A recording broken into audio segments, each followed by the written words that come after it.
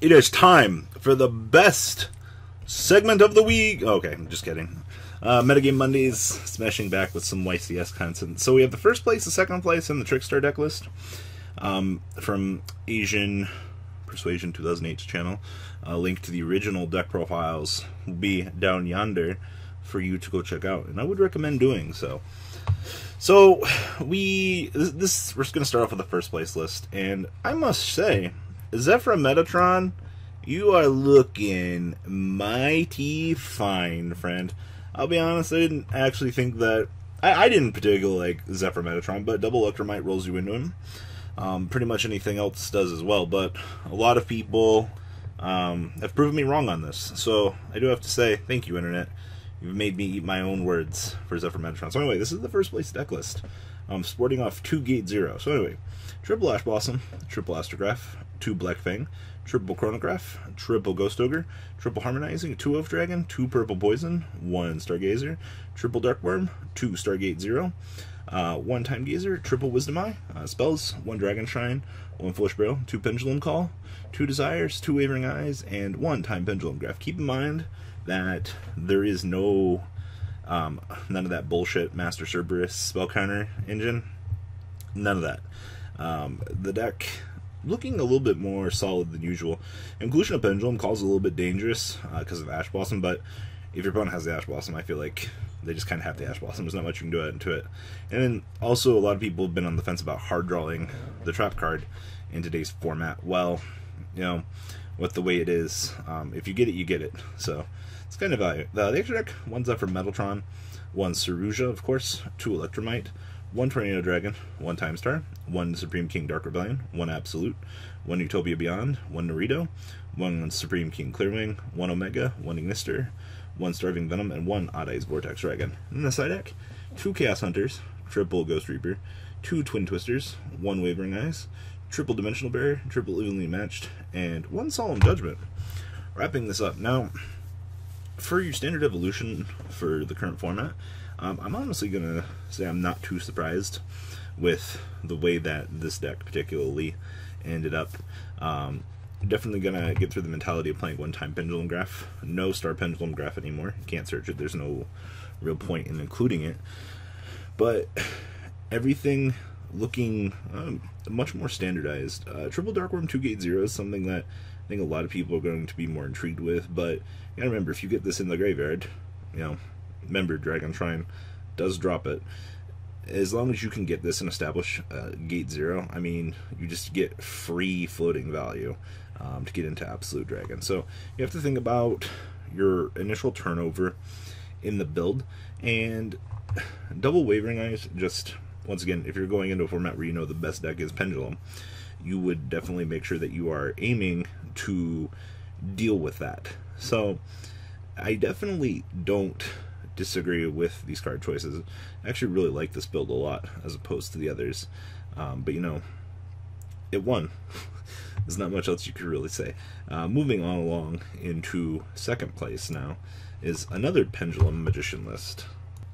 There's a little bit more difference in this list as opposed to the first place one. First off being 42 cards, also the inclusion of Star Pendulum Graph, and our good friend Zengi Magician. Once returning target 1 face of Xyz monster this turn, you can use it as Xyz material for an Xyz summon. Use it its rank as if it were a level. And once returned to either player's turn, you target 1 light monster on the field. That face-up card has its effects negated until the end of the turn. This is one of those more interesting cards. I'm actually kind of curious to know what his initial combos were with this to kind of resolve Zengiki, but it's also a low scale coming in at 3. But kind of interested to see how he pulled this off. But anyway, this is the second place list. 2 Ash Blossom. Congratulations, budget players. You don't have to have 3 Ash Blossoms for this. Triple Astrograph, triple Black Fang, triple Chronograph, 2 Ghost Ogre, triple Harmonizing Magician, 2 Oath Dragon, triple Purple Poison, 1 Stargazer, triple Supreme King Darkworm, 2 Gate 0, 1 Time Gazer, triple Wisdom Eye, and 1 Zengiki Magician. Spells, 1 Dragon Shrine, triple Duelist Alliance, 1 Foolish Burial, 1 Pendulum Call, 2 Desires, 1 Star Pendulum Graph, and 1 Time Pendulum Graph. Now, a lot of people are on the fence about playing Desires. It depends on how you want to do it. Also, a lot of people have opted to cut Duelist Alliance, but as you can see, different opinions and things like that, they're a good thing. But seeing Duelist Alliance back in this particular deck profile gives me hope for the diversity in your card choice pool, just for how you want to execute this build, amongst other things. And as I said, it looks like it worked out perfectly fine for him. The extra deck: 1 Metaltron, 1 Underclock Taker, 2 Electromite, 1 Decode, 1 Borload, 1 Tornado Dragon, 1 Absolute, 1 Naruto Man, 1 Nightmare, 1 Dweller, 1 Supreme King Clearwing, 1 Ignister, 1 Venom, and of course 1 Eyes Vortex Dragon. Side deck: 1 Ash Blossom, 1 Chaos Hunter, 2 Droll Knockbird, 2 Kumamungus, 1 Regeki, of course 2 Twin Twister, 2 Dimensional Barrier, triple evenly matched, and 1 Solemn Judgment. Interesting to see that these were not Gamma Seals, and also interesting to see only 1 Chaos Hunter. I'm kind of curious to know how many times in particular the 1 Chaos Hunter came up just in testing. It had to be good enough for a reason for him to want to play it. But outside of that, I'm going to say that between this and the first place list, they're a little bit more standardized as opposed for how the format's developing. But this extra deck focusing a lot more on the particular link mechanic, and first place kind of trying to take advantage of more of the other aspects, especially Utopia Beyond. I could definitely see that being a spicy meatball, especially in future testing. If you want to test that, you just got to decide how you want to go about your extra deck. Both builds, they might be the same thing, but they're definitely going for different things in the current format. So pick your poison, decide how you want to go about it, and that's that. And then the last deck profile we have is, I believe this was the top 8 Trickstar list, sporting off Eater of Millions. Now, the OCG has been a fan of Eater of Millions for a very long time, and we really haven't seen it doing a lot in the current format, but it seems like it's starting to kind of take off here, particularly now, more or less everything. So, I mean, you don't really care about your extra deck. You just got to make sure when your scapegoat goes, your scapegoat goes. And then, of course, only 2 Droll Knockbird. I know the Cheesebird combo doesn't come up a lot for a lot of people, but this is honestly one of the best things that your deck has going for it. Also, 2 Honest. This is a little bit interesting.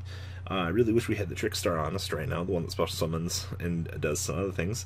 But very interesting card choices for this. So anyway, this is the top 8 Trickstar deck list. So triple Ash Blossom, 2 Droll Knockbird, 2 Eater of Millions, 1 Effect Veiler, 2 Ghost Ogre, 2 Honest, triple Trickstar Kadena, 1 Lilybell, and triple Trickstar Licorice. Interesting for the 1 Veiler. I wonder how many times this also came up and resolved for him. Definitely, like I said, a lot of interesting tech choices this weekend. Spells: 2 Cosmic Cyclones, 1 Dark Hole, 2 Desires, 1 Regeki, triple Scapegoat, triple Terraforming, and triple Light Stage. Desires in Trickstars.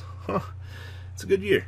Traps: 1 Solemn Judgment, 1 Strike, 1 Torrential, and triple Trickster Reincarnation. Once again, very interesting choices. The extra deck: 1 Crimstar Holy Angel. Actually, this did work against Imran, I believe, in Top Cut. 1 Proxy Dragon, 1 Ningrissu, 2 Mrs. Radiant, triple Spider, 1 Gaia Saber, 1 Firewall, 1 Decode, 1 Borload, 1 Akashiq, 1 Black Rose, and 1 Ancient Fairy Dragon.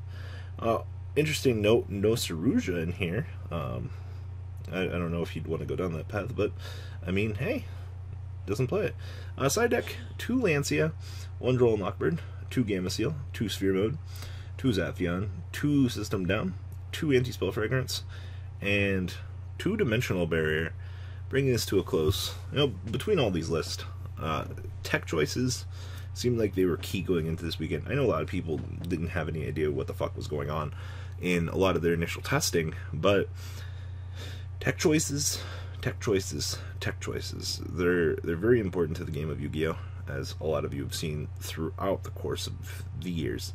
It's all about how you develop your strategy, Yu-Gi-Oh! Puns, and just honestly how you execute things in the day and the now.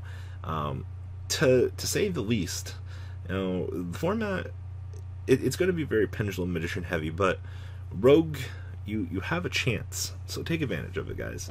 So that's all I got for this. We've got a couple more deck profiles coming out today, and I hope you guys have a good rest of your day. Deuces.